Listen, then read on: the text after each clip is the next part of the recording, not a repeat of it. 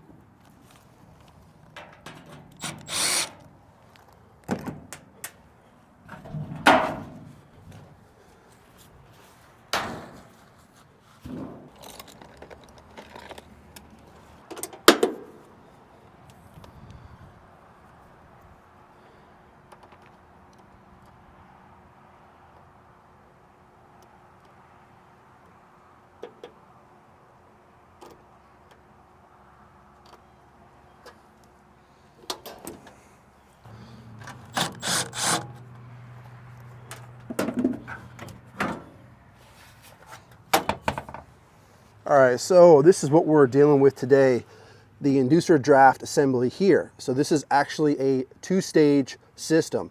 So it has a high and a low fire. So anyhow, we're gonna be replacing this whole assembly here with the motor. We have a new gasket that goes in place as well.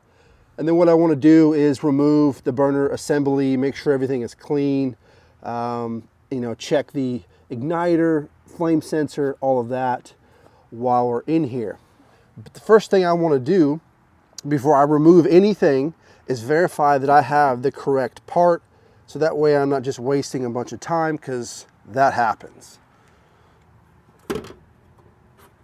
So we'll grab the new one here, visually look at it to see if it's the same, and it looks like it is. It's got the same connector, looks like here, so that's good. I like to look at the actual rating of the motor itself. So 208, 230, and that's what we have on there as well. It is a high and low fire motor, so we're good there.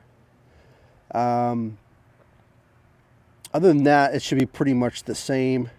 We're good to go. We just want to make sure we get the new gasket installed to where it seals up properly, and should be good.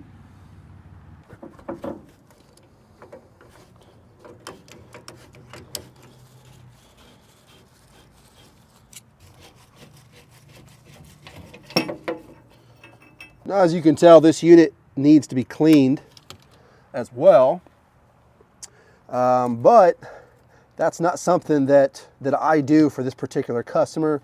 They do their own maintenance. So if I come across a system that I think needs it, I just let them know and they take care of it. I'm basically here to troubleshoot, replace any parts, and then just give them any recommendations that I have. And if they can handle it, they do. So, and that works just fine for me.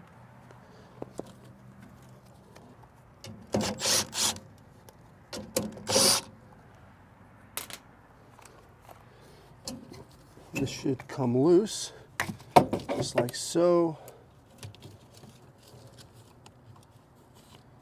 I think that's good enough for me to be able to remove the burner assembly.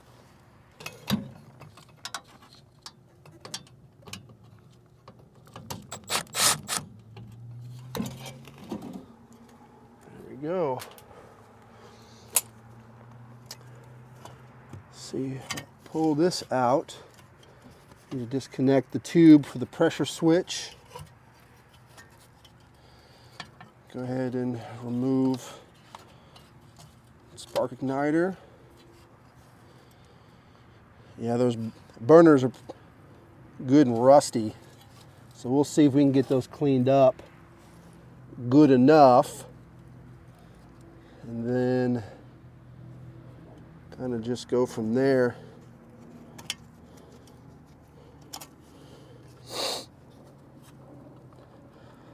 This flame sensor's got a good bit of rust on it as well, which is not a good thing.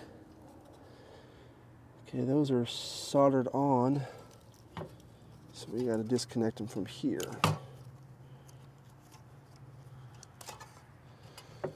There we go.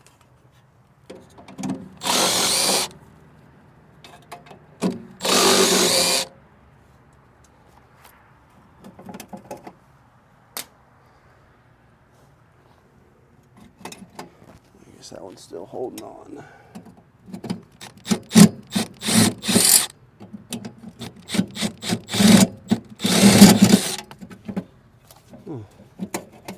Come on.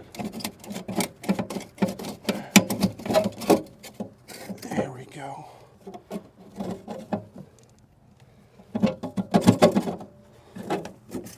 That bottom screw is going to be a pain.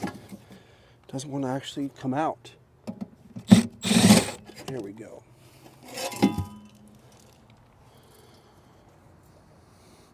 Nice and rusty. So the motor was locked up. That's why we're replacing it. So we want to remove all of this existing gasket.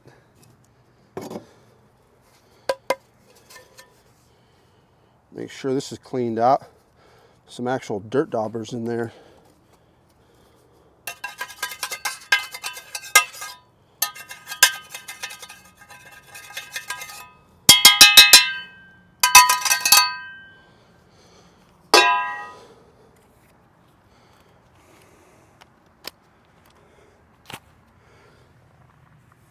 Now this gasket material, it could get very airborne, and it's not good for your to breathe in. So you want to be very careful. Just be aware of that while you're doing it. If you have a respirator, it's not a bad idea to put that on.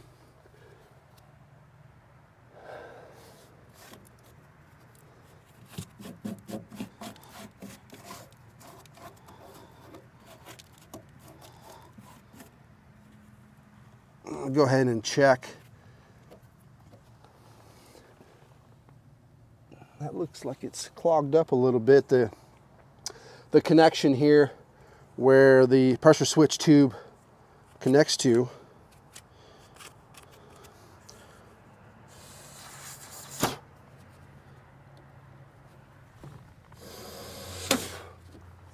Seems to be free and clear. What you could do is grab like an Allen wrench. That's typically what I do to make sure it's good and cleaned out. All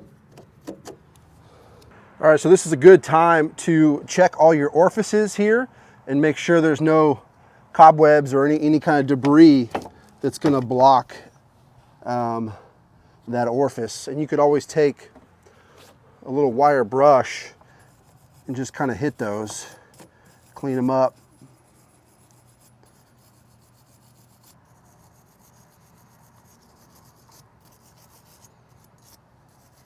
All right, so at this point, I think I'm ready to go ahead and reinstall the new inducer with the new gasket. Now, on this one, it actually has an adhesive backing to it. So I'm just gonna peel this off and apply it to the assembly here. But sometimes they don't come that way. So what you could do to help keep it in place is grab some foil tape.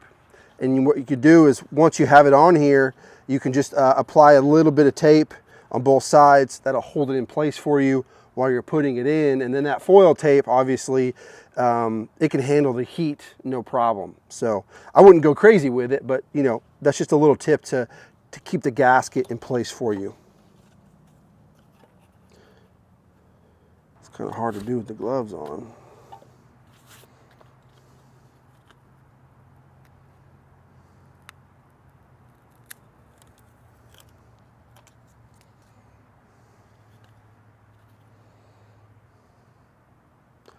Just get your holes lined up and you should be good.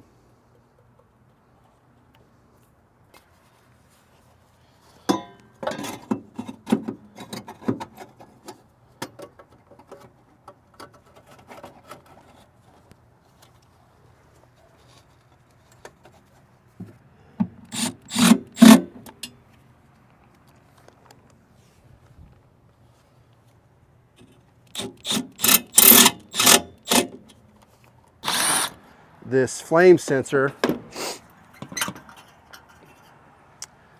has got quite a bit of rust on the terminal itself and the base, the mount there.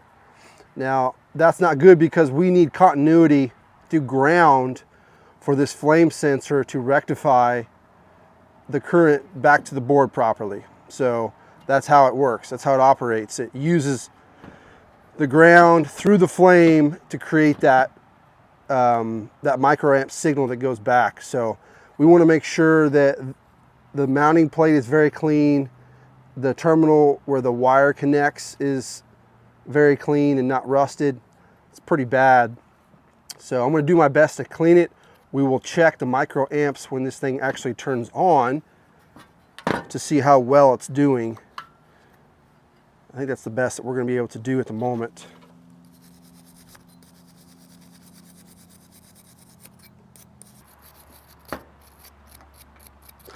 What you could also do is take you a knife and try to scrape it off.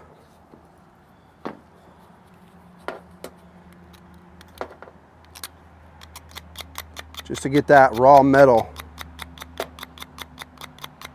back to the surface. It looks like that's working pretty good.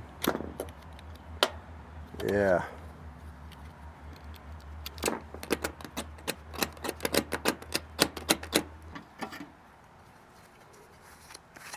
So two things on these burner tubes. One, you want to look through them and make sure there's no cobwebs or dirt daubers or anything like that. You can blow them out with nitrogen if you need to, but you want to visually just inspect that there's not going to be anything in there to obstruct the flow of the fuel in the air. So, and then here on the end, you want to make sure you clean up all that surface rust and that gap in between the metal here on both sides, that those are clean as well, because that's how the gas, the flame travels through from one burner tube to the next. So just make sure those are all cleaned up.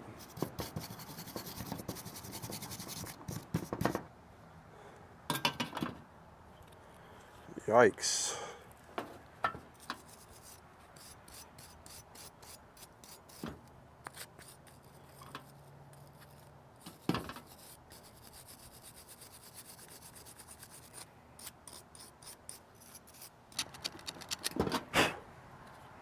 Same thing here. We need a good ground connection. So I want to make sure we got good raw metal where the screws are going to attach to the bracket here.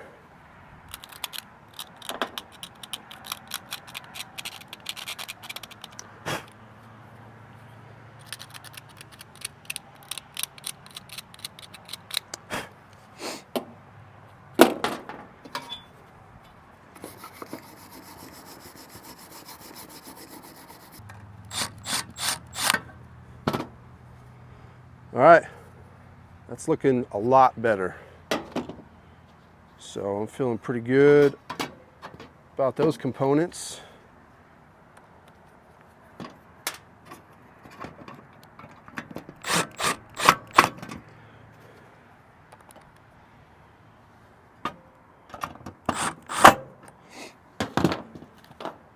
So again, on this whole assembly, you just want to look through the whole assembly, basically, right? You got this is attached to this bracket, so you want to make sure that these connections are good. You have a good ground, because it all goes back to the ground of the unit.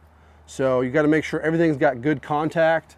There's no rust buildup or anything like that that's gonna cause any issues. So this is looking pretty good. I think I'm ready to install this. Before I reinstall that, I'm gonna go ahead and get everything wiped down. Try to get it looking as best as possible for what it is.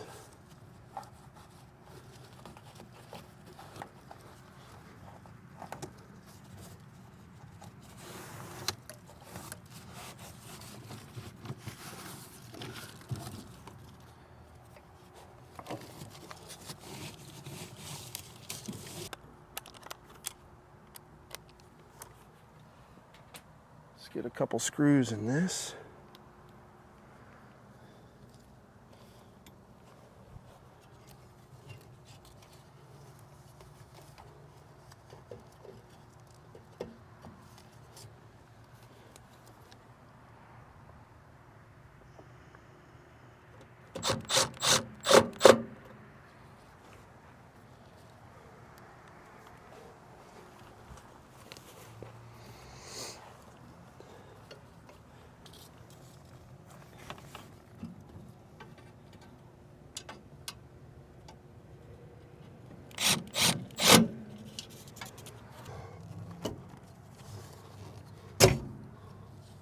There we go. Sometimes that could be a little bit of a pain. Just be patient with it. You'll get it.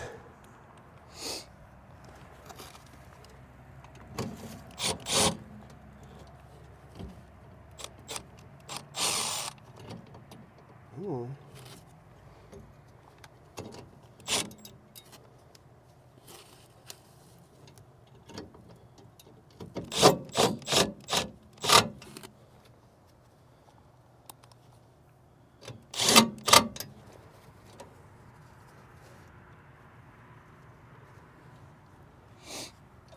Do a little bit of cable management with some zip ties, but I'll do that probably, I guess I could do it now. Shouldn't be a big deal. We'll go ahead and connect that for now.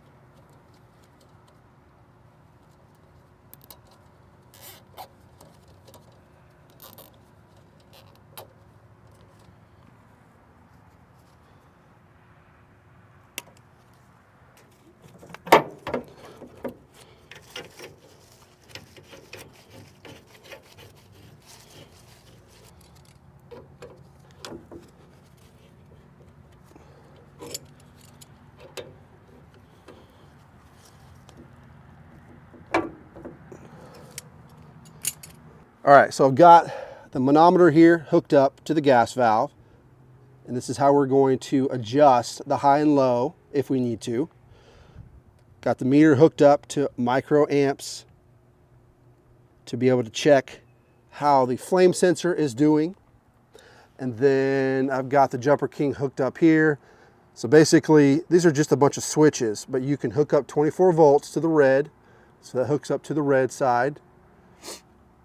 And then you could use any one, it doesn't really matter, but I just have white and black here. White goes to first stage heat, the black goes to the second stage heat.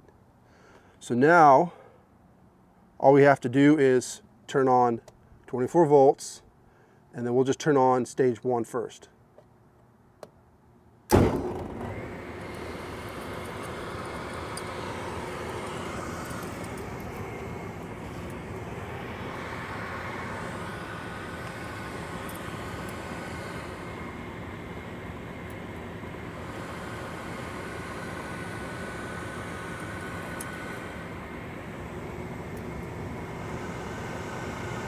So Seems like it's going in and out of first and second stage.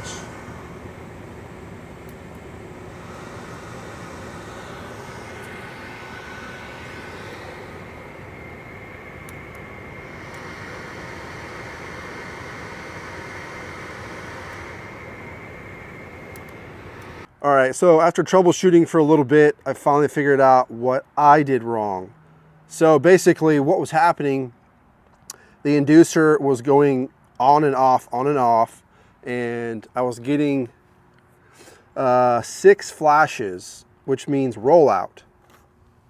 Well, I go in here and I check the rollout. Rollout seems to be fine, but what I did is I accidentally hooked up, there's 2 sets of red wires. I hooked up the wrong one. So one goes to the rollout and one of them goes up here to the pressure switch, and I had them backwards. So it was thinking that it had a rollout fault, and that's why the fan was kicking on immediately. So now that I'm gonna get these switched over like they're supposed to be, it should fire up just fine. But this is just a case of pay attention, right? I just assumed when I hooked it back up, not even thinking twice. So that's a lesson learned right there.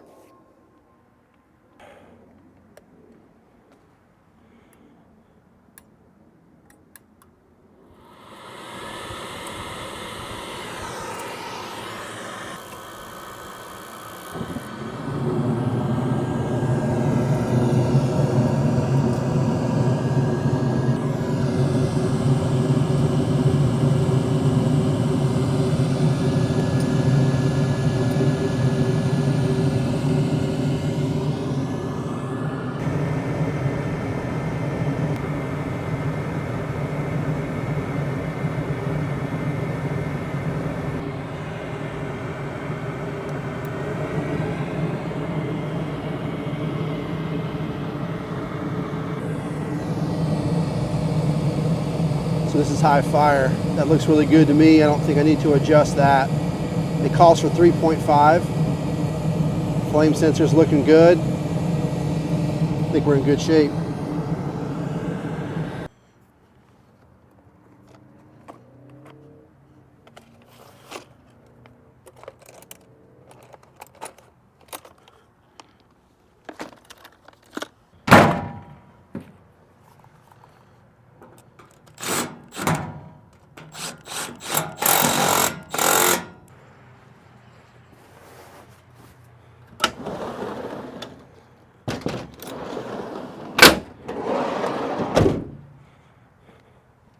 All right, so there you go. That pretty much sums up the process of replacing an inducer draft assembly on one of these commercial style units. Basically just go through it, do what you got to do, make sure you pay attention to the details, unlike I kind of did today. Luckily I kind of got it fixed right away. It wasn't a big deal, but it's still a good rule of thumb, and it's still a good lesson to pay attention to details when you're, taking things apart and putting them back together. So if you got to label things, there's nothing wrong with that. Using a Sharpie, with some electrical tape or whatever, there's nothing wrong with taking the extra steps just to make sure everything is exactly the way it's supposed to be. So anyhow, got it fired up. Everything seems to be running good. It's dialed in. I'm happy with it. So I'm going to peel out. So anyhow, I hope you guys got something out of this video. Give it a thumbs up if you did. Subscribe to the channel if you haven't already and you like what I'm doing. So until next time, see you guys later.